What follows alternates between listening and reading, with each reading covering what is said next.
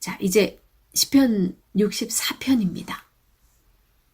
말로 하는 악의 파괴력입니다.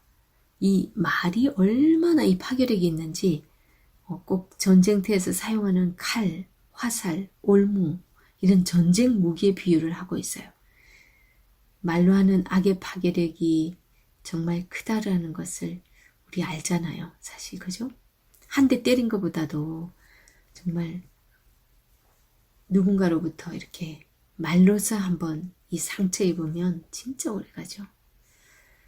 이거는 이제 뒤에 숨어서 나를 모함하고 나에게 상처 주는 말을 서슴없이 하는 사람들로 인해서 마음이 정말 힘들고 어려운, 그래서 내가 어찌할 바를 모를 때 내가 할 수 있는 일이 무엇인지 알게 하는 시입니다.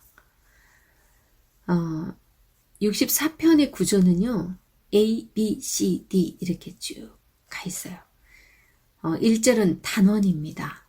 2절에서 6절은 적들로부터 보호해 주시기를 간구하는 부분이고요. 7절에서 9절은 하나님의 보호하심과 복수하심을 노래하고 그 다음 10절은 기쁨과 찬양입니다. 단원, 그 다음에 보호를 간구, 또 그 다음에 하나님께서 보호할 뿐만 아니라 복수까지 해달라고 하고, 그리고 이제 믿음으로써 기쁨과 찬양을 올려드리는 이런 방법으로 우리가 어떻게 기도하면 될지를 이 시편을 통해서 배울 수 있을 것 같습니다. 1절 보겠습니다. 하나님이여 내가 근심하는 소리를 들으시고 원수의 두려움에서 나의 생명을 보존하소서.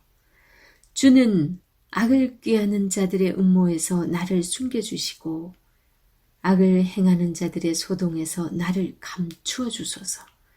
여기 중요한 부분 줄을 한번 꺼보세요.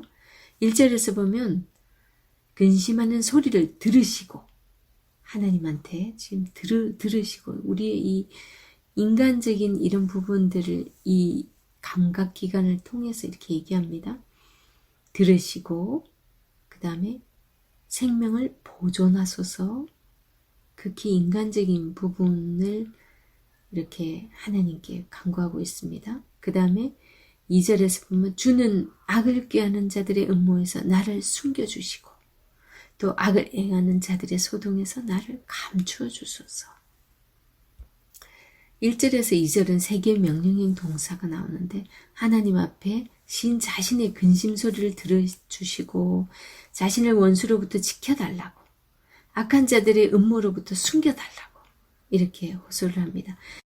여기서는 뭐 해주소서, 주소서 이런 표현을 쓰고 있지만 사실은 히브리 단어는 명령형입니다. 다윗은 사울을 피해서 아둘람 동굴로 정말 피난 시절 광야에서 동굴에서 정말 힘든 시절을 보냈잖아요. 그때마다 그가 피할 수 있었던 능력이 무엇이었을까요? 그는 하나님을 찾고 기도하는 일 뿐이었습니다. 하나님, 악을 도모하는 자들의 음모에서 숨겨주시고 행악하는 자들의 소동에서 감춰주십시오. 이런 흐느끼는 기도를 하지 않았을까요? 얼마나 자기를 잡아 죽이려고 하니까 정말 애절하게 하나님께 부르짖었을 겁니다. 3절 그들이 칼같이 자기 혀를 연마하며 화살같이 독한 말로 겨누고 그럽니다.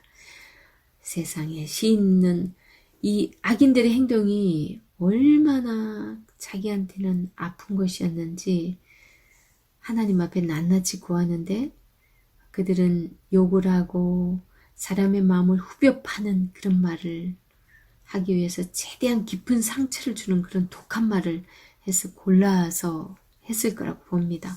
그래서 칼, 화살 이런 표현을 쓰고 있습니다.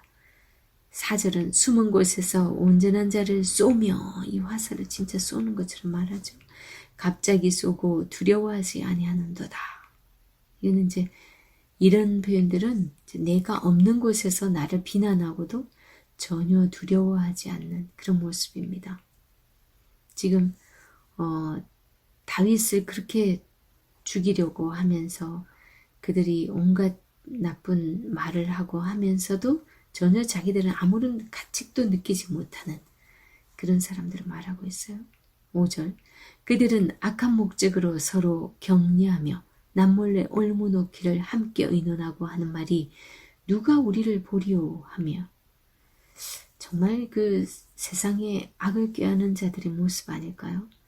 나를 넘어뜨리기 위해 중상모략을 꾸며놓고는 마음에 아무런 거리낌도 없습니다. 오늘날도 그렇게 악한 말을 마구 말하는 사람들 때문에 얼마나 많은 사람들이 불면증과 공황장애를 앓고 있는지 모릅니다. 인터넷과 SNS, 그죠? 그것이 참 우리한테 유익하기도 하지만 정말 어떤 사람은 이걸로 정말 슬럼프로 빠져서 우울증에 시달리면서 공황장애로 시달리기도 합니다. 연예인의 자살률이 높아진 것이 그것이 더 크다고 하죠.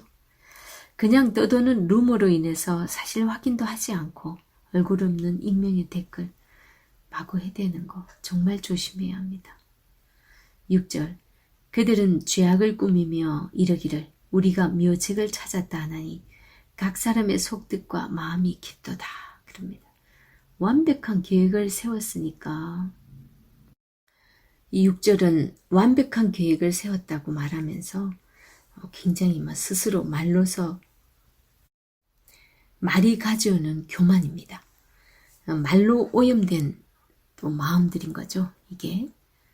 그리고 7절 그러나 하나님이 그들을 쏘시리니 그들이 갑자기 화살에 상하리로다. 하나님께서 대갚아 주시는 그런 표현입니다. 실제로 역사 가운데서 다윗을 그토록 죽이지 못해 안달이었던 사울이 어떻게 죽습니까? 그죠? 전쟁에서 갑자기 죽었죠. 그리고 다윗에 대해 반란을 일으켰던 압살롬 아들 어떻게 죽습니까? 졸지에 나뭇가지에 머리카락이 툭 걸려가지고 죽습니다. 그죠? 물론 요압이 찔렸지만 그래서 다윗을 대적하던 자들을 하나님께서 이렇게 실제로 보면 진짜 그들이 다윗을 힘들게 했던 만큼 대갚아주는 그런 모습들을 우리는 역사 속에서도 확인할 수 있습니다. 그 다음 8절 이러므로 그들이 엎드러지리니 그들의 혀가 그들을 해함이라. 자신들의 그 입술의 열매를 먹는 모습입니다. 그들을 보는 자가 다 머리를 흔들리로다. 이거는 악한 말을 한 자들의 말이 모두 자기에게 돌아가는 것을 이제 보게 된다라는 거죠. 그렇게 남에게 나쁜 말을 하더니 아유 쯔쯔쯔 하면서 이제 바라본다라는 거죠. 이런 모습은 이제 내 마음에 분노를 품으면 남을 해치기 전에 먼저 자기 몸을 해친다는 거 우리는 알아야 됩니다. 솔직히 이 독서를 하고 나쁜 마음을 가지면은요 누군가에게 이미 이렇게 말을 할 때는 그런 마음이 있는 거잖아요. 자기 자신이 오히려 이 자기 몸에 독소가 생겨요. 그런데 어리석은 자는 나는 괜찮을 거라고 생각을 한다는 게 문제입니다. 자기가 남을 그렇게 해치고 독소를 품어대도 자기는 괜찮을 거라고 생각하는 거죠. 근데 이미 그런 말을 독소를 품을 때는 이미 자기한테 독소가 생기기 때문에 몸을 해치는 거예요. 그러니까 누군가의 피를 흘리게 하려면 자신도 피를 흘려야 하는 그런 원리인 거죠. 독설은 양날 달린 칼과 같아요. 그래서 남을 치면서 자기도 상하게 한대요. 그리고 9절 모든 사람이 두려워하여 하나님의 일을 선포하며 그의 행하심을 깊이 생각하리로다. 하나님의 역사하심을 바라봄으로써 하나님의 일을 말하고 하나님을 두려워하게 된다라는 겁니다. 그 다음 10절 의인은 여호와로 말미암아 즐거워하며 그에게 피하리니 마음이 정직한 자는 다 자랑하리로다.